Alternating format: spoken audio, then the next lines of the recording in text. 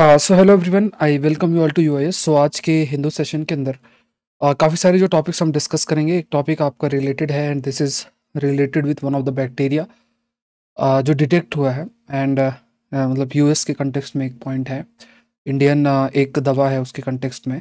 So that we are going to discuss and आज जो topics हम लोग डिस्कस करेंगे, पहला तो एनर्जी ट्रांजिशन है, इंक्लूसिव जुडिशरी है, north star of democracy, archaeological tourism है, ऑब्जर्वेशन बैलून है, स्यूडोमोनास एरोजिनोसा, ये डिस्कस करेंगे और मेंस का क्वेश्चन मैं आपको प्रोवाइड करूंगा। So you have energy transition, inclusive judiciary, north star of democracy. तो ये टॉपिक तो इकोनॉमी और एनवायरनमेंट का है, इकोनॉमी प्लस एनवायरनमेंट। उसके बाद इंक्लूसिव जुडिशरी की जब बात करें तो this is related with polity and governance. North star of democracy is to polity and governance. Archaeological tourism ये इकोनॉमी का टॉपिक है। ऑब्जर्वेशन जो बैलून है ये साइंस का टॉपिक है। आप कह सकते हैं it can also fall under internal security and this is related with science, this is related with science. And फिर आखिरी में I will give you the mains question. So mains का क्वेश्चन देख लो, without social and economic transition energy transition is not possible, ये आपको discuss करना है। सामाजिक और आर्थिक संक्रमण के बिना ऊर्जा संक्रमण संभव नहीं है। तो यहाँ पे ये जो है ये ट्रांजिशन याद रखना, ये ट्रांजिशन मतलब जो बदलाव है, यहाँ शब्द जो है बदलाव शब्द यूज करना है यहाँ पे, ठीक है। तो बदलाव, तो ये 10 नंबर का क्वेश्चन है। Saurabh Pandya academy Telegram channel पे आपको अपना जो आंसर है उसको सेंड करना है। This session is presented by me, my name is Saurabh Pandya. अभी आप अनअकैडमी से जुड़ते हैं तो बहुत अच्छा अपॉर्चुनिटी है। 2 years एंड अबव का सब्सक्रिप्शन में आपको जो नोट्स हैं वो आपको मिलेंगे। आज इसका लास्ट डेट है। SPLIVE इस कोड का इस्तेमाल करके आपको ज्वाइन करना है। तो unacademy.com में जाना है, UPSC CSC सेलेक्ट करना है और ज्वाइन कर सकते हैं। अब देखो इसके लिए और एक इंपॉर्टेंट चीज़ है, मेरा कोर्स भी साइंस टेक का, एनवायरनमेंट का, IR का और एग्रीकल्चर का। तो ये अभी I have planned science tech and environment. Environment का 17 तारीख से, साइंस टेक का फर्स्ट वीक या सेकेंड वीक ऑफ मार्च से शुरू हो जाएगा। तो ये 2 कोर्सेस हैं। एनवायरनमेंट मतलब जो 2 साल के टॉपिक्स आपके न्यूज़ में हैं, ये बहुत ज़्यादा, ये तीनों चारों चीज़ों को आप इंक्लूड करो, 50+ प्रश्न आपके प्रीलिम्स के अंदर आते हैं, तो ये ध्यान में रखना है, ठीक है। तो ये कोर्स आएंगे and I am launching the course. Prelim से पहले ही आपके सारा आई विल कवर, अराउंड 20 अप्रैल तक हो जाएगा। तो ये उन बच्चों के लिए जो 2023 की तैयारी कर रहे हैं। तो अभी आप जुड़ोगे तो देखो ये कोर्स तो सारे एक्सेस कर पाओगे, साथ में मेंस के कोर्सेस हैं, 24 की तैयारी कर रहे हो तो उसकी कोर्सेस है, और भी सारी चीज़ें आप एक्सेस कर सकते हो। जैसे प्रीलिम्स का ये कोर्स है, फिर NCERT का आपका ये कोर्स है, फिर ये ओल्ड राजेंद्र नगर में अनअकैडमी का जो सेंटर है उसको भी आप लोग जरूर से जाएं, विजिट करें। फरवरी 4 है तो वो बैच भी शुरू हो रहा है, तो वो भी आप करें। ये क्वेश्चंस जो मैं आपको प्रोवाइड करता हूँ, जैसे कल का क्वेश्चन था बेस्ट आंसर, अभी आपको कम्युनिटी पोस्ट में मिल जाएगा। कम्युनिटी पोस्ट में देखो दूसरों से कैसे लिखते हैं। ये प्रश्न करंट अफेयर्स का ही है जो कल मैंने आपको, मतलब पॉलिटी का टॉपिक है, बट अब ये टॉपिक न्यूज़ में आप कैसे प्रश्न बनाते हैं वही एक चैलेंज होता है। तो ये बहुत इंपॉर्टेंट प्रश्न था, कल दिया था, तो मैं I will let you know. तो ये कोर्सेस बहुत सारे जो स्टार्ट हो रहे हैं वो आप ध्यान रखें। शुरू करते हैं। सो एनर्जी ट्रांजिशन एक बहुत बड़ा एम है। अगर एनर्जी सिक्योरिटी की बात करें, एनर्जी पॉवर्टी, मतलब बहुत सारे लोग हैं जो एनर्जी को एक्सेस नहीं कर पाते। एनर्जी को जब हम बात करते हैं, एनर्जी की एक्सेसिबिलिटी है, एनर्जी की अफोर्डेबिलिटी है। एक्सेसिबिलिटी, अफोर्डेबिलिटी, अवेलेबिलिटी, तीनों चीज़ें डिफाइन करती हैं एनर्जी पॉवर्टी को। मतलब ऐसा नहीं कि कुछ लोग एक्सेस कर सके, कुछ लोग एक्सेस ना कर सकें। तो एक तरफ तो एनर्जी पॉवर्टी से भी डील करना है, दूसरी तरफ एनर्जी ट्रांजिशन की तरफ हम जा रहे हैं। तो समाज किस तरीके से उसको एक्सेप्ट करता है, दूसरा कितने तेज़ी से हम इकोनॉमिक लेवल पे बदलाव करते हैं, क्योंकि खासतौर से हर चीज़ की इकोनॉमिक एस्पेक्ट पर फोकस आपका किया जाता है। Without economics it's very difficult कि हम आसानी से एनर्जी ट्रांजिशन की तरफ हम जा पाएँ। तो यहाँ पे देखो गोइंग ग्रीन की बात की गई है, तो यहाँ पे the budget can help India transition out of its dependence on the fossil fuels. So यहाँ पे जो कंट्री की बजट की बात किया जाए तो बजट में कुछ बातें हाईलाइट की गई हैं, तो उसको देखते हैं।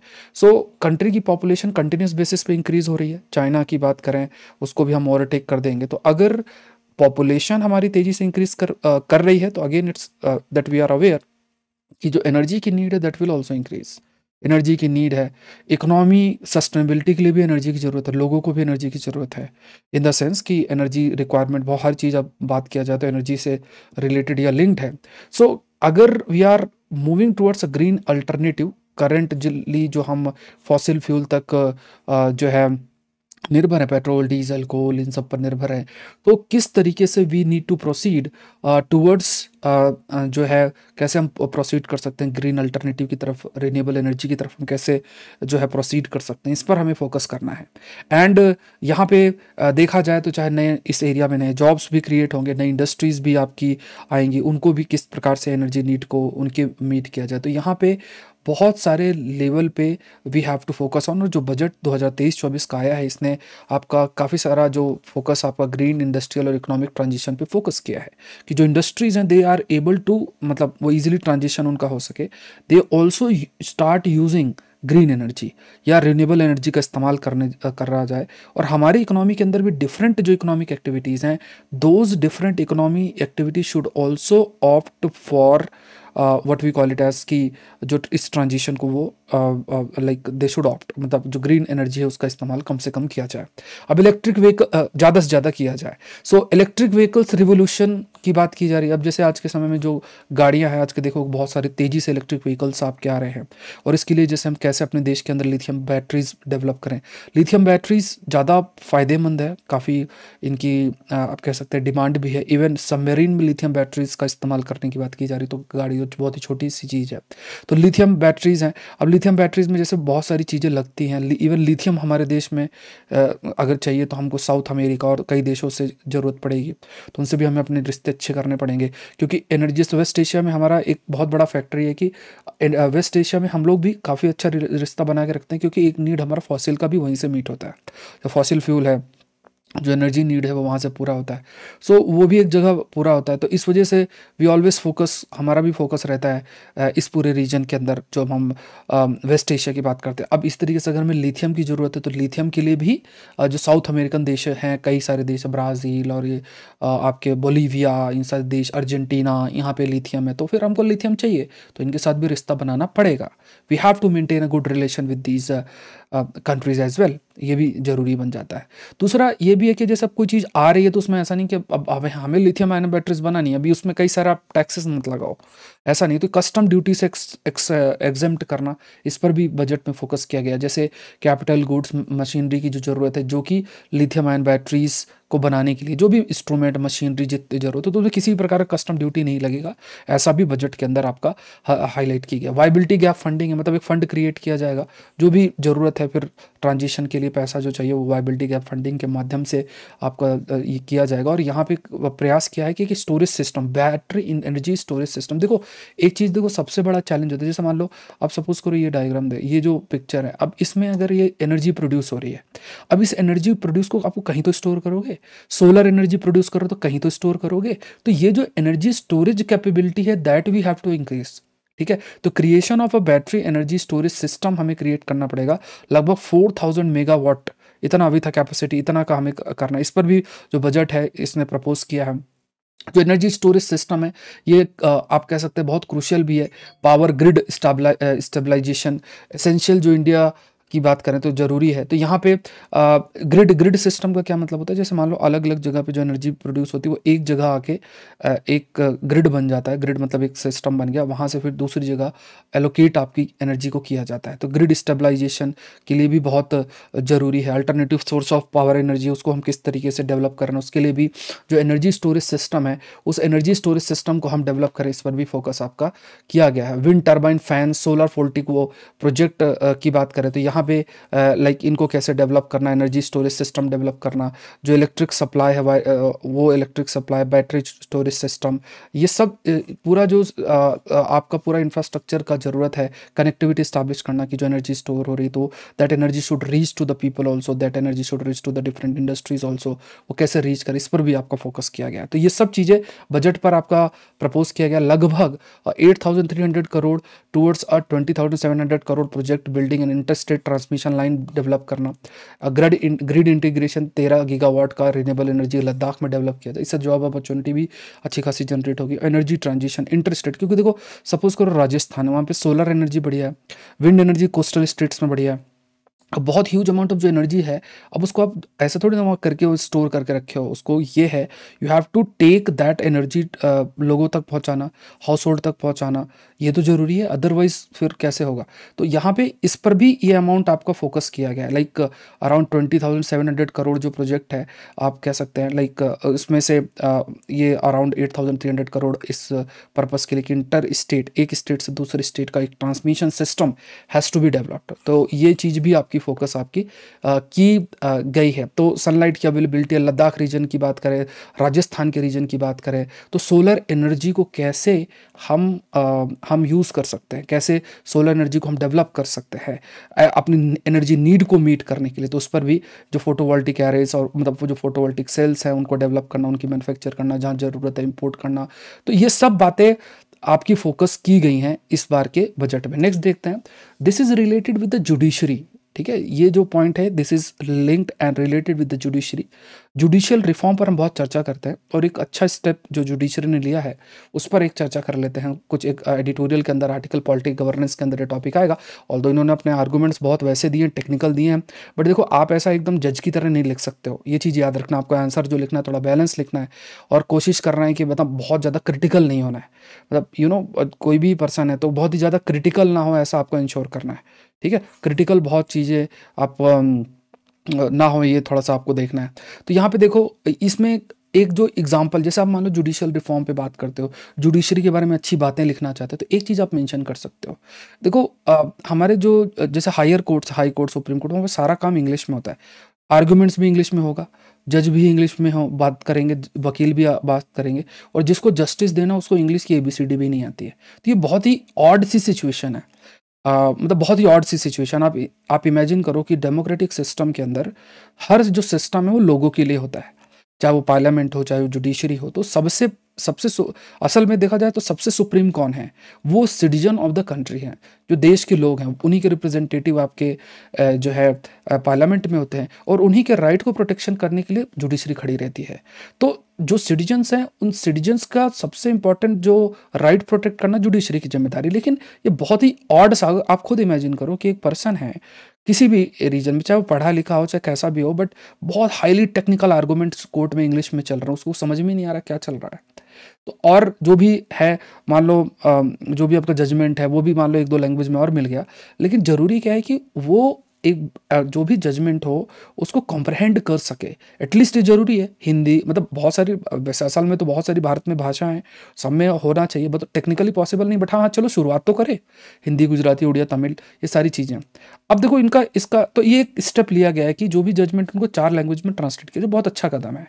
मतलब कदम इन द सेंस कि असल में तो जितनी लैंग्वेजेस हैं आपकी, वो सारी लैंग्वेज में हो जाए तो अच्छी बात है, लेकिन फिर भी एटलीस्ट हमने शुरुआत की है। अब इसमें इन्होंने ये कहा कि ज़रूरी नहीं कि जो भी चार्जशीट फाइल की जाती है, जैसे इसमें कहा गया कि जो चार्जशीट है, चार्जशीट फाइल आपकी क्रिमिनल केस में, वो एक पब्लिक डॉक्यूमेंट नहीं है, तो ज़रूरी नहीं है कि उसको आप पब्लिक करो, और मतलब ये क्रिटिकल उसमें किया जा रहा है, क्योंकि सरकार, मतलब कोर्ट ने ये भी डिसाइड किया कि जो चार्जशीट फाइल की जाती है केस में, तो उसको भी पब्लिक आपका किया जाएगा, एफआईआर ना करके चार्जशीट जो फाइल है उसमें सारा पूरा एविडेंस सब कुछ आपका रहेगा, पब्लिक वेबसाइट के अंदर रहेगा। बट ये आर्गुमेंट दिया गया कि देखो ये एक पब्लिक डॉक्यूमेंट नहीं है, तो ये इसमें ऐसा राइट टू इन्फॉर्मेशन के अंदर ये नहीं आता है।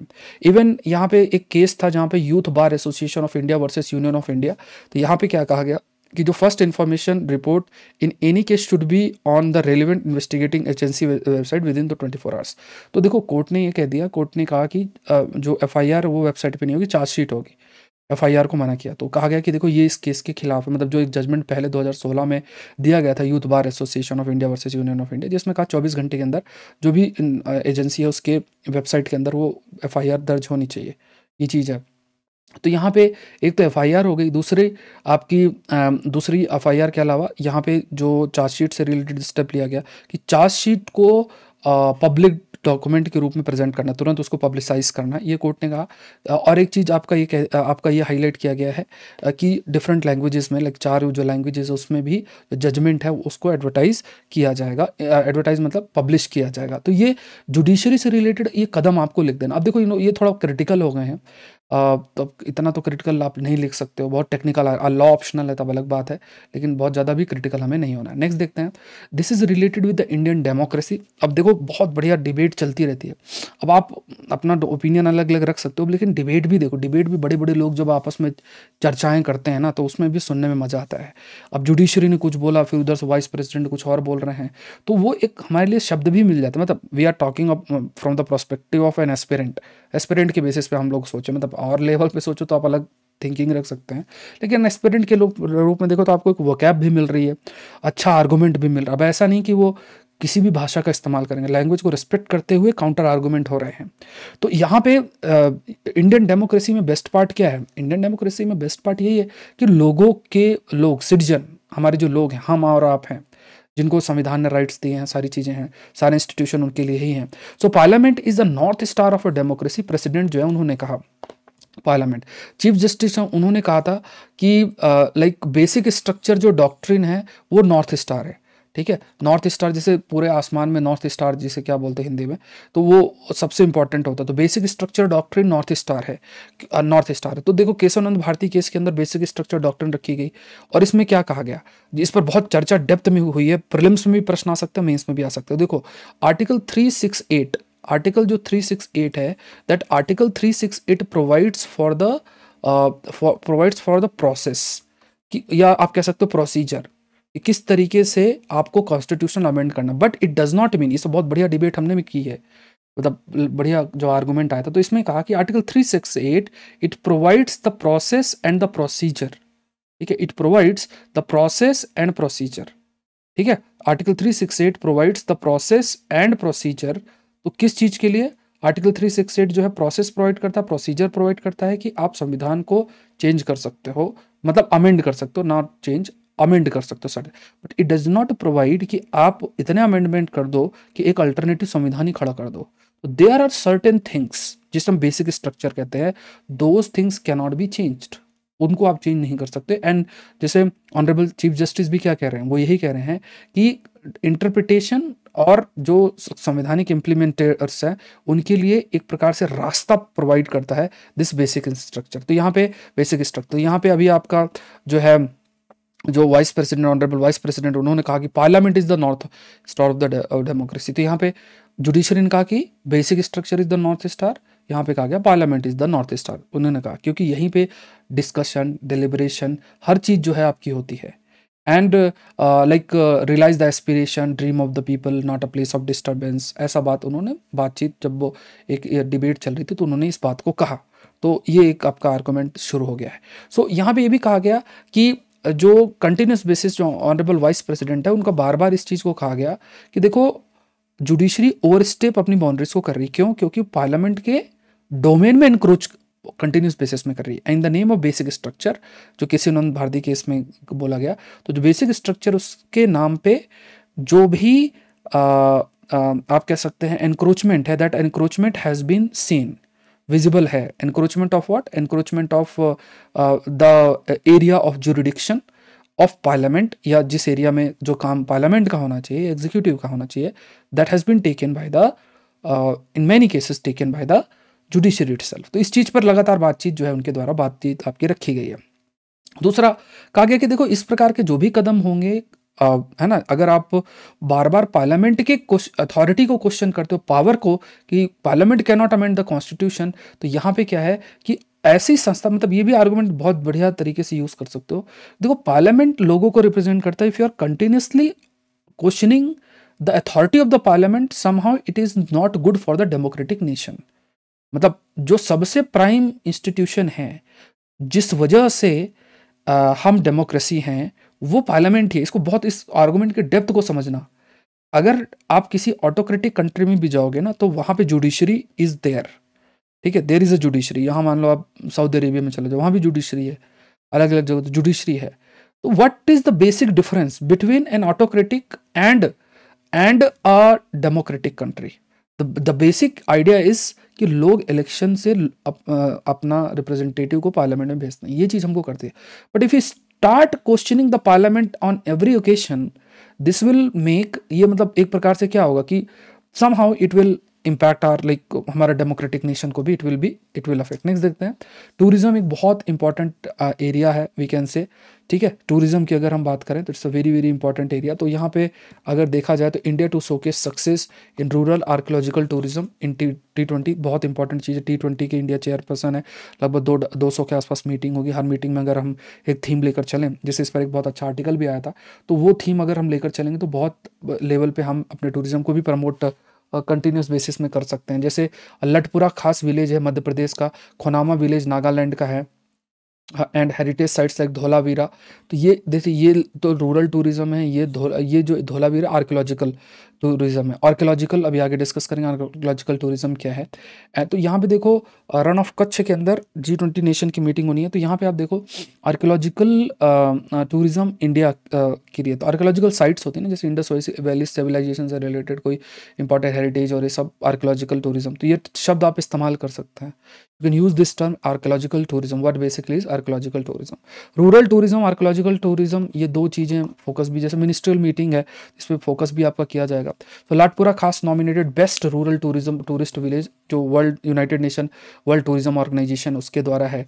And India will present innovative model of community based astro tourism that involve rural home stay community space. अब ये देखो, ये सब शब्द आपके पास होना है। टूरिज्म एक अच्छा ऐसे राइटिंग भी आ सकती है, इसमें आपके पास शब्द होने चाहिए, ठीक है। टूरिज्म के ऐसे नहीं घूमना फिरना इधर उधर, दो चार जगह गोवा और ये सभी नाम पता है, ऐसा नहीं है। तो आप शब्द यूज़ करो, rural tourism, archaeological tourism. Archaeological tourism जो साइट्स होती हैं, आर्कियोलॉजिकल साइट्स होती हैं, ठीक है। एस्ट्रो मतलब जैसे लद्दाख के अंदर एक साइट, आप आसमान ऑब्जर्व कर रहे हो, वहाँ पे एक ऑब्जर्वेटरी है, वहाँ गए तो एस्ट्रो टूरिज्म, ठीक है। यू हैव एस्ट्रो टूरिज्म, एक तरफ एस्ट्रो टूरिज्म है। तो यहाँ पे क्या है, फिर उसके बाद है ना, तो यहाँ पे बहुत सारी चीज़ें आप इमेजिन एक्सपीरियंस कर सकते हो। तो लटपुरा खास, ये सब रूरल टूरिज्म के लिए रूप में आपका रिकॉग्नाइज भी किया। तो एस्ट्रो टूरिज्म, आर्कियोलॉजिकल टूरिज्म, ये सब चीज़ें फोकस करना।